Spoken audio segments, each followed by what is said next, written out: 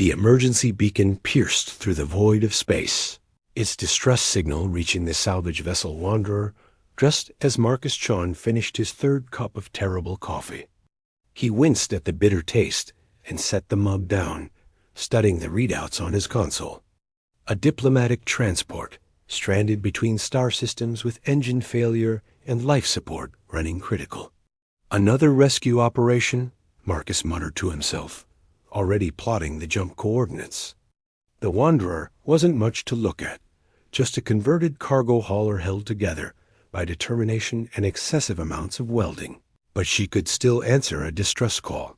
The jump took 14 minutes. When he arrived, the diplomatic vessel hung dead in space, its running lights flickering weakly.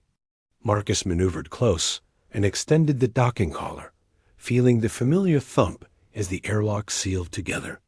He grabbed his emergency kit and cycled through, not sure what to expect on the other side. The scene that greeted him was chaos. The corridor lights had failed, leaving only dim emergency strips to illuminate the smoke-filled passageways. Marcus moved quickly, following the sound of crying until he found her. The girl couldn't have been more than 7 years old, huddled in an alcove with her knees drawn to her chest. Her face was streaked with tears, and her breathing came in sharp, panicked gasps. She wore elaborate clothing that marked her as someone important, though Marcus didn't recognize the specific styling. What he did recognize was the onset of a full panic attack. "Hey there," Marcus said softly, kneeling down to her level. "My name's Marcus. I'm here to help." The girl's eyes were wide with terror, unfocused and darting around the corridor. She didn't seem to hear him at all. Her small hands clutched at her chest as she hyperventilated, each breath coming faster than the last. Marcus had seen this before. During his brief stint as a medic on a colony world, he dealt with plenty of traumatized kids. Words wouldn't reach her right now. Her mind was too locked in crisis mode, too overwhelmed by fear and the body's own panic response. He needed to break the cycle, to give her something unexpected to focus on. Marcus reached into his emergency kit and pulled out a small container he kept for situations exactly like this. Inside was a simple solution of soap and glycerin, along with a basic wand. He'd learned long ago that sometimes the most advanced technology couldn't compete with something as primitive as soap bubbles. "Watch this," Marcus said gently. Dipping the wand and raising it to his lips, he blew slowly and steadily, sending a stream of iridescent spheres floating through the smoke-filled corridor. The bubbles caught what little light remained, transforming into tiny rainbows that drifted lazily through the air. The girl's breathing hitched. Her eyes, still streaming with tears, tracked one of the bubbles as it floated past her face. Marcus blew another stream, these ones smaller and more numerous, creating a constellation of shimmering orbs that surrounded them both. "See how they float?" Marcus kept his voice calm and steady. "Each one is different. Some are big, some are small. Some last a long time, others pop right away." The girl's breathing began to slow, her focus narrowing to the bubbles. One drifted close enough for her to touch, and it popped with a soft sound. Despite everything, the corner of her mouth twitched upward. Marcus continued blowing bubbles, maintaining a steady stream of the gleaming spheres. The girl's panic was visibly receding, her breathing evening out as she watched them float and pop. She even reached out deliberately this time, popping several in succession. "There you go," Marcus encouraged. "Want to try making some yourself?" The girl nodded hesitantly. Marcus carefully handed her the wand and showed her how to dip it in the solution. Her first attempt was too hard, creating only a spray of foam.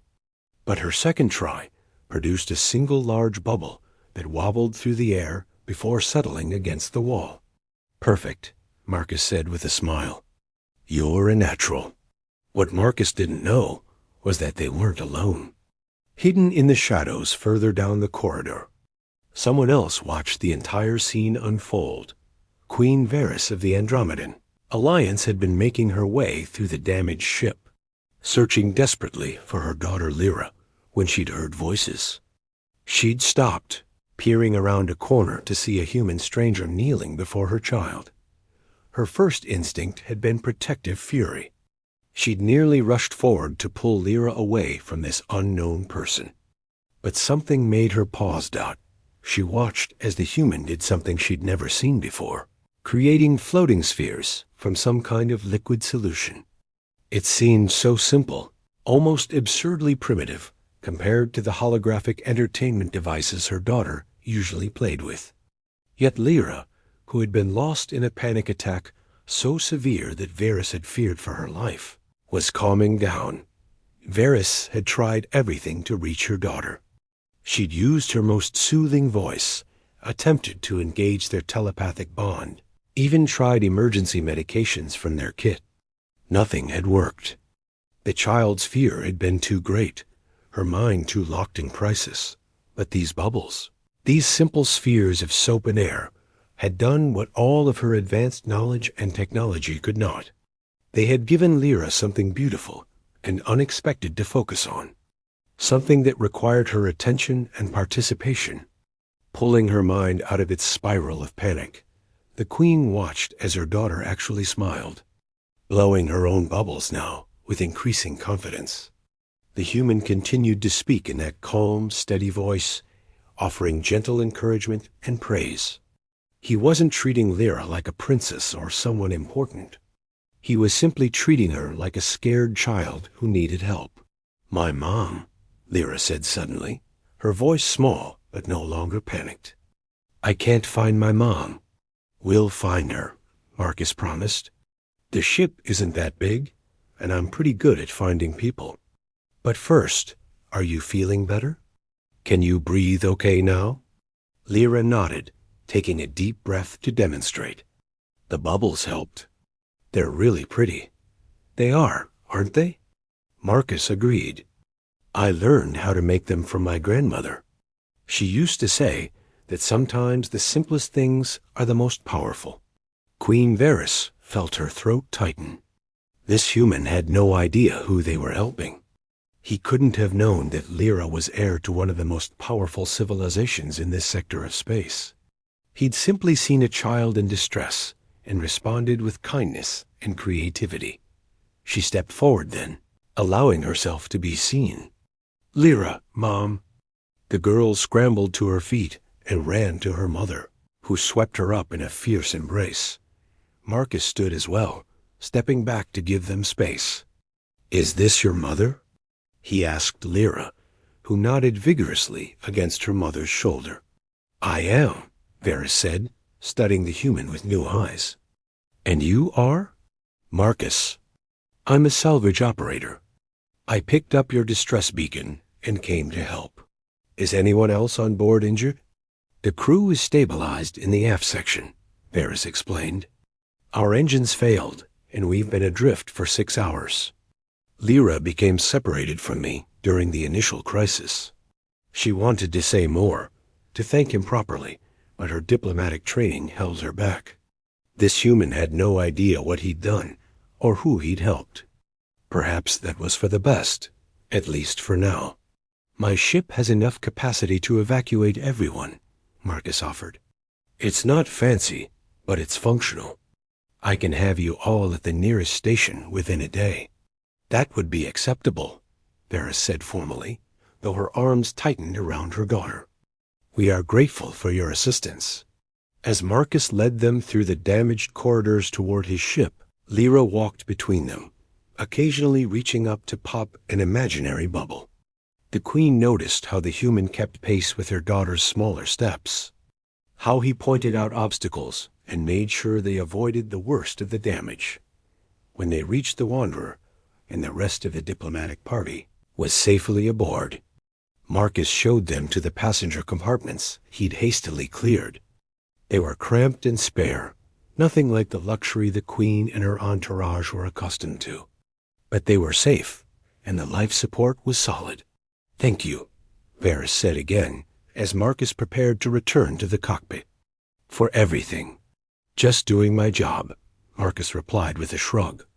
Glad I could help. Your daughter's pretty brave, you know. She handled that panic attack better than most adults I've seen. After he left, Lyra tugged on her mother's sleeve. He was nice, Mom, and the bubbles were magic. They were, weren't they? Varys agreed softly.